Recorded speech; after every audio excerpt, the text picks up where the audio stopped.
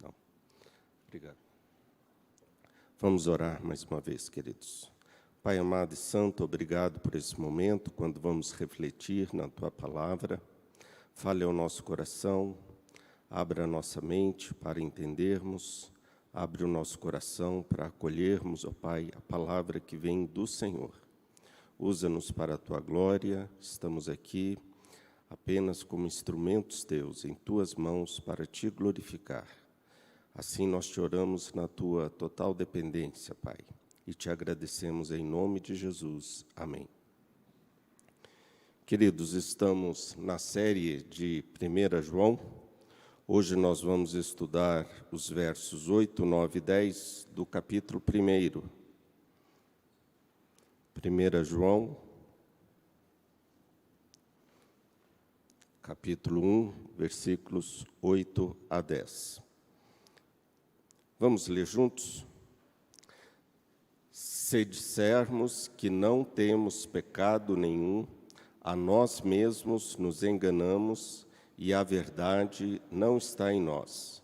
Se confessarmos os nossos pecados, Ele é fiel e justo para nos perdoar os pecados e nos purificar de toda injustiça. Se dissermos que não temos cometido pecado, fazemo-lo mentiroso e a sua palavra não está em nós. Palavra do Senhor aos nossos corações nesta noite. Há um teólogo famoso nos Estados Unidos chamado Daniel Akin, um teólogo batista. Ele é o presidente do Seminário Teológico Batista do Sudoeste, na Carolina do Norte, ali nos Estados Unidos. Ele escreveu um bom comentário de 1 João, e ao fazer referência a essa perícope dos versos 8 a 10, que na verdade começa com o verso 6 e vai até o verso 10, ele chama essa perícope de "O mundo deve saber o que Deus diz sobre o pecado". O mundo deve saber o que Deus diz sobre o pecado. E eu diria ainda, nós devemos saber o que Deus diz sobre o pecado. Esse texto, Deus está nos dizendo sobre o pecado. Deixe-me abrir um parênteses para falarmos da nossa sociedade, sem cair no lugar comum, mas hoje nós temos uma sociedade que não trata do pecado, uma sociedade que ignora o pecado, uma sociedade que relativiza o pecado, uma sociedade que não leva a sério o pecado, inclusive, muitas vezes, dentro da própria igreja. Vivemos hoje numa sociedade chamada sociedade pós-moderna. E é uma sociedade pós-cristã, uma sociedade pós-evangelho, uma sociedade pós-verdade, uma sociedade pós-moral e uma sociedade pós-pecado. Portanto, uma sociedade sem culpa, uma sociedade sem pecados. John MacArthur escreveu um livro muito interessante, eu recomendo a leitura desse livro dele, chama-se Sociedade Sem Pecado. Hoje vivemos numa sociedade onde ninguém tem culpa de nada, onde todos são vítimas. E como, irmãos, nós vamos falar a esta sociedade? Esta era a sociedade que havia por detrás da primeira carta do apóstolo João. Os falsos mestres que 1 João está enfrentando, nós podemos chamá-los de proto-gnósticos, ainda não como gnósticos, porque enquanto sistema, gnosticismo, ele vai se firmar e se instituir apenas a partir do século III. Mas as ideias embrionárias daquilo que posteriormente vai ser considerado como gnosticismo, nós já encontramos no primeiro século, na era do Senhor Jesus. O que seria esse proto-gnosticismo? Um sincretismo de ideias do Egito, ensinamentos egípcios, ensinamentos da cabala cristã, dos escritos ocultos dos judeus, ensinamentos do próprio judaísmo, do Talmude, e ensinamentos também da fé cristã. Tudo isso misturado, imaginem vocês a confusão. E eles diziam que eles não eram pecadores. Os hereges, por detrás de 1 João, diziam que eles eram tão iluminados ao ponto de não pecarem. Negavam a natureza pecaminosa, afirmavam que não tinham culpa, portanto, não precisavam de salvação, podiam viver como bem entendessem. Quem pensa assim, irmãos, e age dessa forma, nos diz as Escrituras, é condenado por Deus. E quem pensa assim é um miserável homem, alguém que vive nas trevas, alguém que não se enxerga como pecador. Tem uma frase que eu gosto muito, uma frase que fala dessa desgraça. Ela é dita por um cristão, Blaise Pascal, que viveu no século XVII. Ele foi um filósofo e um matemático. E falando sobre essa desgraça do homem em relação ao pecado, Blaise Pascal diz o seguinte: o homem que conhece a Deus, mas não reconhece a sua própria miséria, torna-se orgulhoso. É o caso das pessoas, dos hereges, por detrás de 1 João. Mas Blaise Pascal diz: o homem que conhece a sua própria miséria, mas não conhece a Deus, termina em desespero. É desesperador a situação do homem que nega o pecado e que nega a natureza pecaminosa. O nosso mundo que nós vivemos é um mundo muito parecido com este mundo que está por detrás da carta de 1 João.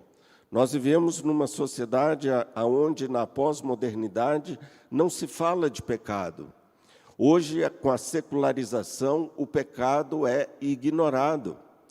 E a igreja tem se secularizado cada vez mais. Foi feito, há um tempo atrás, uma pesquisa nos Estados Unidos por um dos institutos de pesquisa sobre aquilo que mais surgia como sendo uma ameaça para a vida e para a saúde da igreja. O que mais ameaçava o cristianismo? E nessa pesquisa, em primeiro lugar, em grau de ameaça, ficou a secularização. Ou seja, uma das consequências da secularização é a desconsideração do pecado. E o pecado nunca esteve tão desacreditado como em nossos dias. Os homens perderam o sentido do pecado. Falar de pecado, irmãos, implica em falar de culpa. E como falar de culpa numa sociedade sem culpa?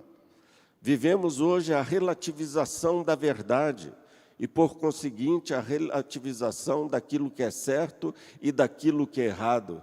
Vivemos hoje uma pandemia de fake news. Vivemos hoje numa sociedade de mentiras que são repetidas tantas vezes que são tomadas por muito como sendo verdades. Hoje tudo é permitido. Vivemos na sociedade do laissez-faire. Cada um faz o que quiser e ninguém tem nada a ver com isso. E o que eu faço, o outro não tem que se meter na minha vida. Uma sociedade inconsequente. Mas a Bíblia, ela fala muito sobre o pecado. Se puder deixar projetado o texto que nós lemos aí na tela, eu agradeço. A palavra de Deus, ela trabalha com pensamentos antitéticos e não com ideias relativas. A palavra de Deus fala daquilo que é certo e fala daquilo que é errado. A palavra de Deus fala de homens que andam nas trevas e de homens que andam na luz. A palavra de Deus fala daquilo que é pecado e daquilo que é santo. Irmãos, é tão verdadeiramente certo afirmar que Deus é luz, quanto afirmar que o homem é pecador. Eu queria rapidamente abordar 3 verdades sobre o que Deus diz acerca do pecado. Primeiro, nesse texto, Deus diz que nós somos pecadores. Em segundo lugar, Deus pede que nós confessemos os nossos pecados. E em terceiro lugar, Deus pede que nós sejamos honestos em relação aos nossos pecados. Vejamos esses 3 pontos rapidamente. O primeiro, Deus diz que nós somos pecadores. Verso 8. Se dissermos que não temos pecado nenhum, a nós mesmos nos enganamos e a verdade não está em nós. A negação da origem do pecado na nossa natureza. uma falsa santidade, uma falta de honestidade para consigo mesmo. Ninguém é pecador, irmãos, porque peca. Lembrem-se sempre disso. Ninguém é pecador porque peca. Ninguém é assassino porque mata. Ninguém é adúltero porque adultera. Jesus falou isso nos evangelhos, principalmente em Mateus, que as pessoas adulteram porque elas têm um coração adúltero. As pessoas assassinam porque têm um coração assassino. As pessoas pecam porque são pecadoras. Aqui nós estamos enfrentando justamente esse problema, um problema do coração, é o problema da depravação total. E João está dizendo, não minta para você mesmo, não minta para você mesmo. O pecado, ele afeta a nós, mas ele afeta também o próximo. E o pecado degenera não só os nossos relacionamentos, mas degenera também a sociedade. O pecado corrói a nossa natureza humana, como diz um teólogo do Antigo Testamento, Alonso Schockel. O pecado original, irmãos, afetou o relacionamento do homem com Deus, por conseguinte, o relacionamento do homem consigo mesmo, por conseguinte, o relacionamento do homem com o próximo. E o homem, então, ficou separado da graça e do amor de Deus, porque o pecado tem consequências. O que eu faço importa ao outro e afeta o outro. Os falsos mestres, por detrás de 1 João, negavam totalmente a existência de uma natureza pecaminosa na vida deles. Com isso, eles estavam enganando a si próprios. O pecado nos leva a mentir não só para o outro, mas para nós mesmos. Com isso, diz João, a verdade não está em nós. Que verdade? A verdade de que somos pecadores. Negar o pecado é viver uma mentira. Negar o pecado é fazer de Cristo e da cruz de Cristo uma fraude. Porque Jesus morreu na cruz para perdoar os nossos pecados. Se nós não somos pecadores, Jesus então morreu em vão. E nós sabemos que nós somos de Deus, irmãos. Nascemos de novo, nós temos comunhão com Deus. E quando de fato nós reconhecemos que somos pecadores, é porque de fato reconhecemos que somos filhos de Deus. João está tratando a natureza pecaminosa do ser humano. Notem que a palavra pecado está no singular. Geralmente, quando a palavra pecado vem no singular, nós temos uma referência ao pecado original, à natureza pecaminosa. E a palavra pecado aparece aqui nessa perícope, do verso 6 ao verso 10, a palavra aparece 5 vezes, é a palavra amartia. Amartia diz respeito a você errar o alvo. A ideia é a ideia aqui do pecado original. E a referência aqui não é uma referência aos atos pecaminosos que nós cometemos, mas à natureza pecaminosa que nos leva a cometermos pecados. Portanto, talvez a melhor tradução desse versículo nesta parte seria: se dissermos que não temos uma natureza pecaminosa. Não há salvação, irmãos, para quem não reconhece o pecado em sua vida. Não há arrependimento para quem não se sente culpado. E hoje nós vivemos numa sociedade da vitimização. Ninguém é culpado de nada. As pessoas matam o próximo e dizem que mataram porque são desajustadas socialmente. Elas vêm de um lar desajustado. Culpam a sociedade, culpam a família, culpam os pais. Eu sou um ladrão, eu sou um assassino, porque eu assassinei, eu roubei, eu pratiquei o mal por causa do remédio que eu estou tomando. Eles não são culpados de nenhum erro que eles cometem. O Dr. John MacArthur, no livro dele, Sociedade Sem Culpa, fala de que muitos têm se livrado de cadeias nos Estados Unidos a partir deste argumento, de que eles não foram culpados. O culpado é a sociedade, o culpado é a família, Essa é a sociedade que nós estamos vivendo, irmãos. Uma sociedade sem culpa, uma sociedade da vitimização. Hoje ninguém é culpado de nada.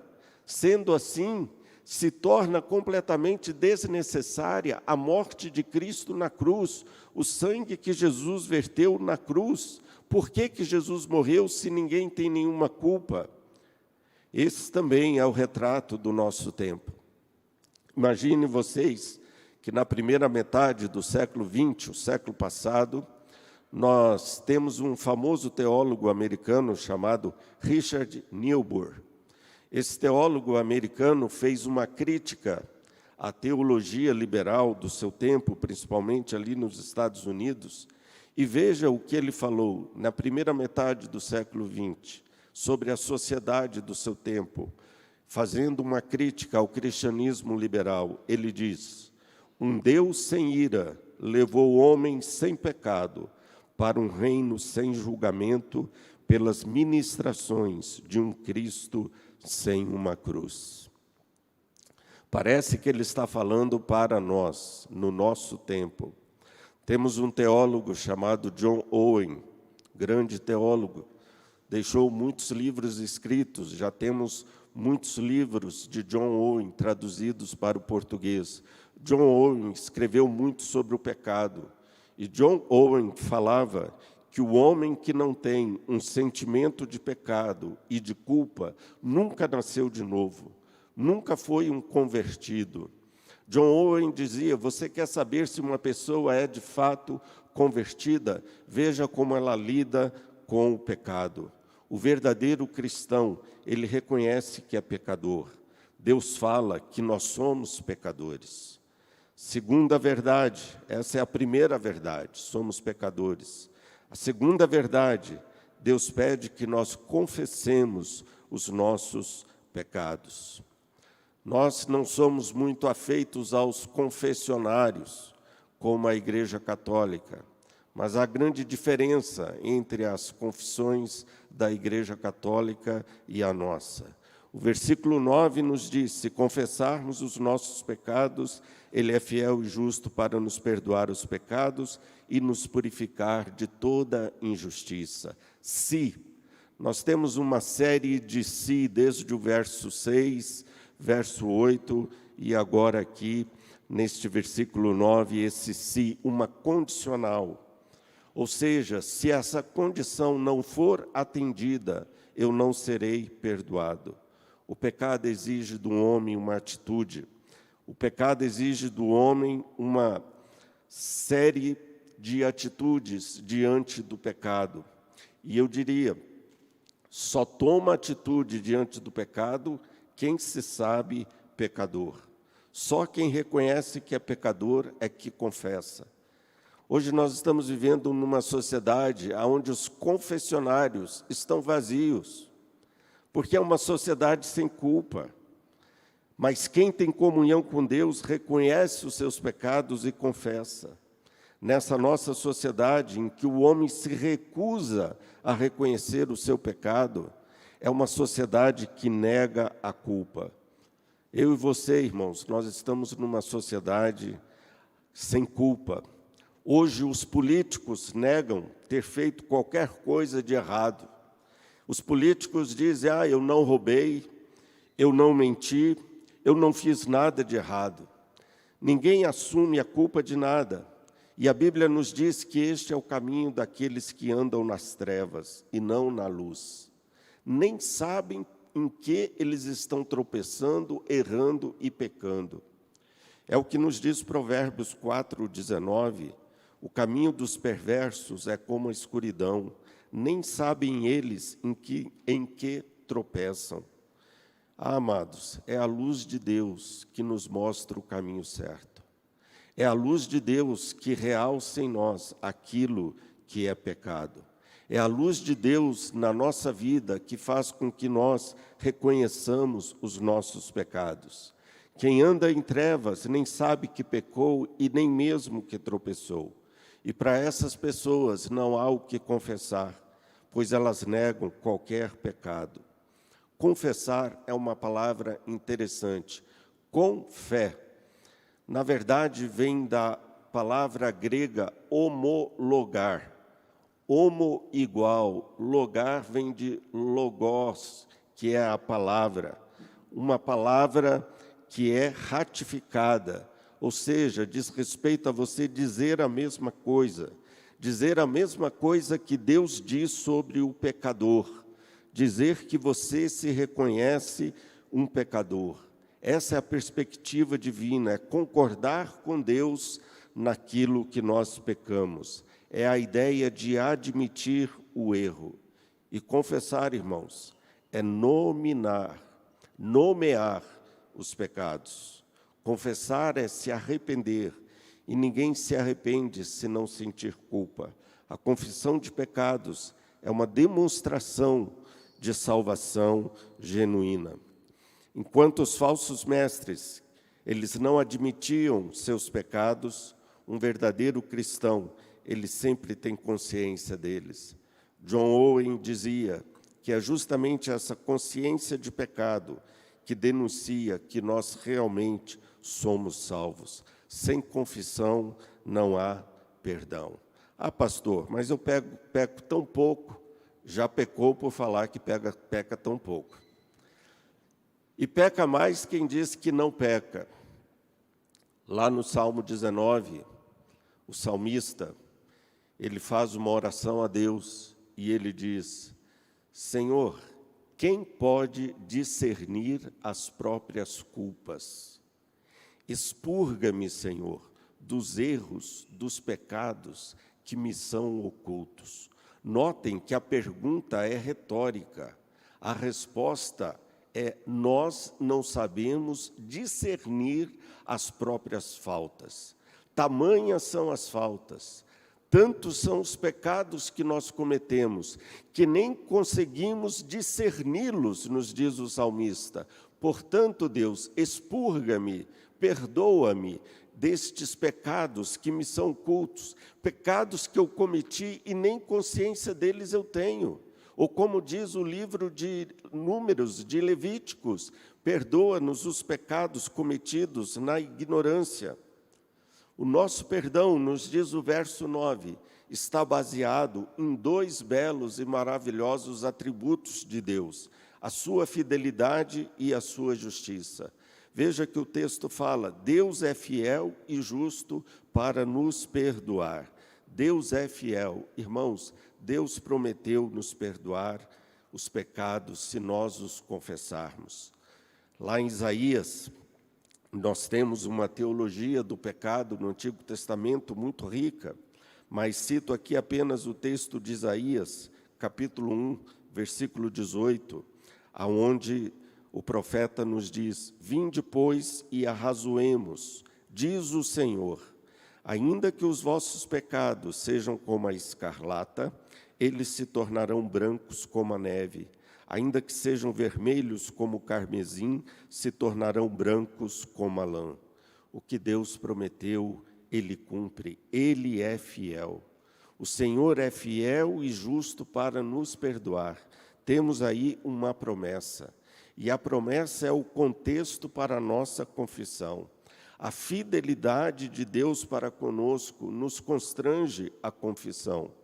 Por isso, somente os verdadeiramente crentes confessam e são constrangidos. Há um texto em Provérbios 28, 13. Marque esse texto na sua Bíblia. Se você puder abrir aí, para você deixar esse texto marcado, marque esse texto, Provérbios 28, 13. Ele nos diz: o que encobre as suas transgressões jamais prosperará, mas o que as confessa e deixa alcançará misericórdia. Os que confessam e deixam o seu erro para trás, esses alcançarão misericórdia. As coisas podem ir de mal a pior na nossa vida por falta de confissão de pecados. Saiba, Deus é fiel. E o outro atributo que nós temos aqui: Deus é justo. O salário do pecado é a morte. Alguém tinha de pagar pela culpa do pecado. E Jesus assume essa nossa culpa. Toda a nossa injustiça, ela é creditada, imputada na pessoa de Jesus. E toda a justiça de Cristo, ela é creditada, imputada na nossa pessoa, nos perdoando, nos tornando diante de Deus inocentes. Agora, pois, nenhuma acusação há para aqueles que estão em Cristo Jesus. As coisas velhas já se passaram, eis que tudo se fez novo. Nada agora poderá nos separar do amor de Cristo. Por isso o texto fala que Ele pode nos purificar de toda injustiça. Não há pecado que o sangue de Jesus não possa limpar e purificar. Não há pecado. Confessar os nossos pecados, irmãos, lembrem-se, tem a ver com o nosso coração. Tem a ver com a cardia. Porque o pecado é uma traição amorosa. Lembrem-se sempre disso. Quando você pecar, você está traindo a pessoa de Deus. Você está amando mais alguma coisa do que a Deus. Todas as vezes que a nação de Israel ia após outros deuses e pecava, Deus chamava a nação de Israel de adúlteros. É o mesmo termo que Tiago usa na sua epístola para infiéis. A palavra ali é adúlteros. O pecado é uma traição amorosa, por isso a Bíblia fala de adultério espiritual. O pecado é quando nós trocamos o verdadeiro Deus que nós adoramos por um simulacro, por um ídolo.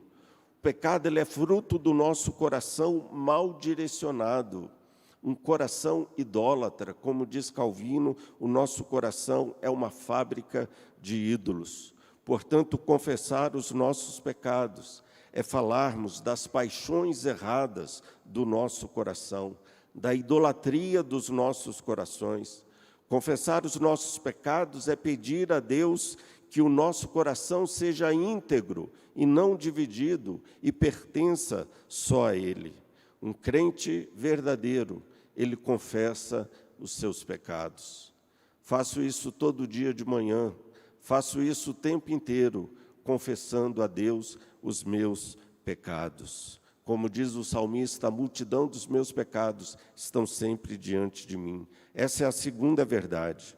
E a terceira verdade, terminando, que o texto nos apresenta aí no versículo 10, Deus pede que nós sejamos honestos em relação aos nossos pecados. Se dissermos que não temos pecado, que não temos cometido pecado, fazemo-lo mentiroso e a sua palavra não está em nós. Nós vimos que nós não devemos mentir para nós mesmos, não devemos mentir para os outros. E agora João fala para nós não mentirmos para Deus. A falta de honestidade para com Deus. Não minta para Deus. John Stott, no seu comentário dessa carta, fala que essa é a pior postura de um ser humano diante do pecado. Ao negá-lo e ao negar a sua natureza, ele está mentindo para Deus, fazendo de Deus uma pessoa mentirosa. Veja o argumento de João. Ele fala, não minta para os outros, versículo 6, que o reverendo Davi já pregou domingo passado. Não minta para os outros, versículo 8, não minta para si mesmo, e o versículo 10, e logo você mentirá para Deus. Quem mente para os outros, mente para si mesmo e mente sobre Deus. Veja que tudo está sendo trabalhado nessa perspectiva, Deus, eu e o próximo. Deus, eu e o próximo. O que quer dizer isso? É o shalom. É o shalom. O que é o shalom? O shalom é a paz com Deus, paz consigo mesmo, paz com o próximo. Se eu estou bem com Deus, eu estou bem comigo mesmo, eu estou bem com o próximo. O pecado tirou do homem o seu shalom. O pecado fez com que o homem ficasse destituído do shalom de Deus. Mas Jesus vai restaurar todas as coisas, eu já chego lá, graças a Deus por isso. Na verdade, quem nega a natureza pecaminosa, nega e fala que Deus é mentiroso. Negar o pecado, irmãos, é uma tentativa de enganar a Deus. Deus disse que todas as pessoas são pecadoras. Romanos 3, 23. Todos pecaram e carecem da glória de Deus. Eu e você não temos justiça própria, todos nós carecemos da justiça de Cristo. Negar o meu pecado é fazer de Deus uma pessoa mentirosa. É a pior de todas as negações. É negar o sacrifício vicário de Cristo na cruz do Calvário. É blasfemar. Mas quem tem comunhão com Deus sabe que mesmo assim estará sempre sujeito a pecar. Nós vamos morrer, irmãos, lutando contra o pecado.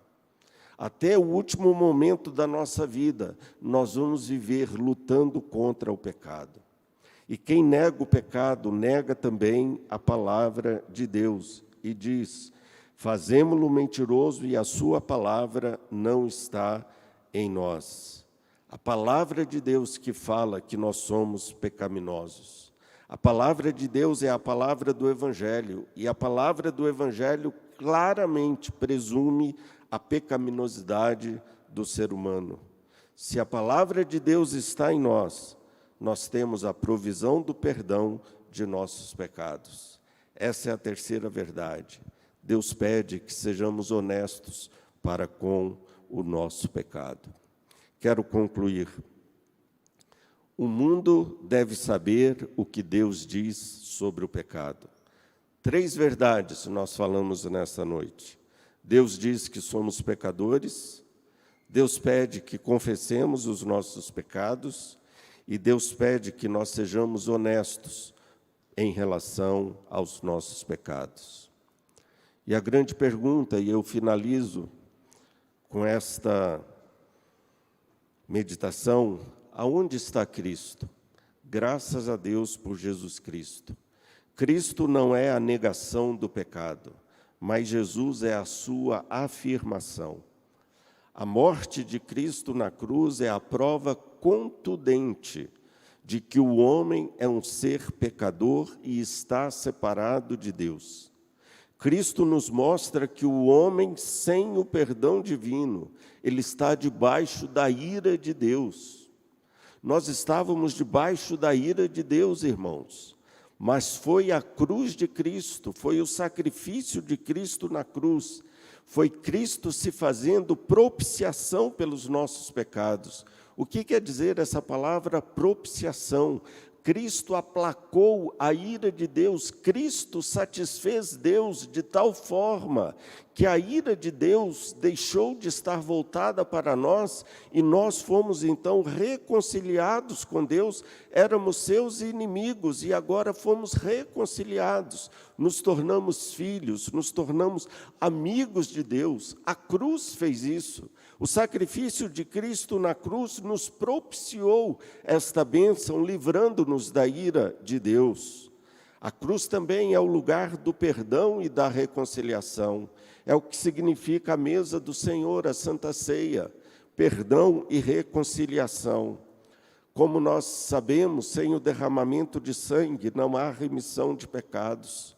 Jesus, na cruz do Calvário, ele derramou seu sangue para nos perdoar. E o sacrifício de Cristo foi suficiente para nos perdoar de todos os nossos pecados, de todos os pecados que já cometemos no passado, dos pecados que cometemos no presente e dos pecados que iremos cometer no futuro. Jesus já levou sobre si. O texto de Isaías 53 é muito rico. Isaías 53 nos diz que por causa da transgressão do meu povo, foi ele ferido. Jesus foi ferido. É o ferido de Deus que cura. Oh, louvado seja Deus. É o ferido de Deus que sara.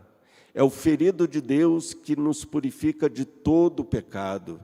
O verso 5 fala que ele foi traspassado pelas nossas transgressões, moído pelas nossas iniquidades.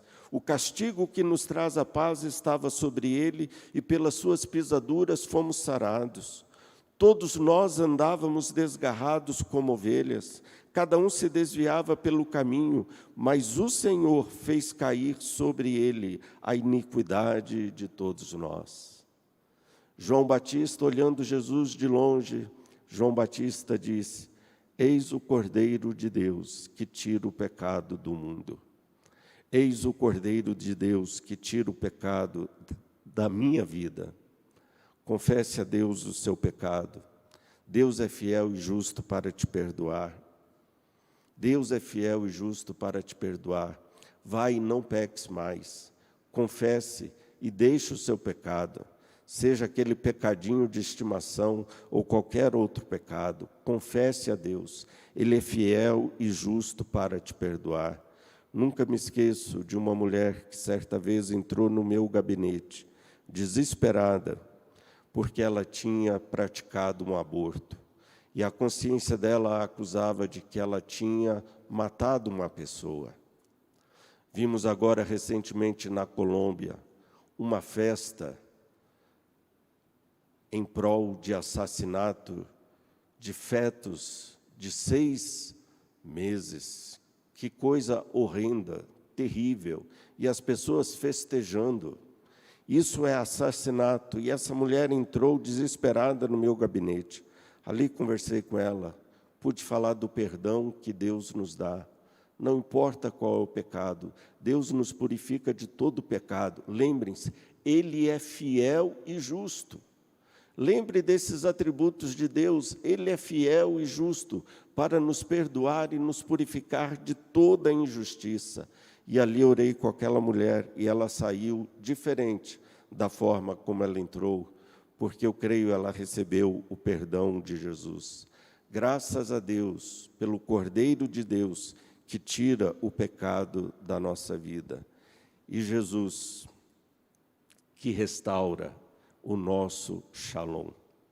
Se o pecado tirou de nós o shalom, Jesus restaura o shalom na nossa vida, porque em Jesus nós temos novamente paz com Deus, paz conosco mesmo e, por conseguinte, paz com o próximo. O shalom restaurado de Deus nas nossas vidas. Deus nos abençoe, queridos, e fiquem na paz. Shalom.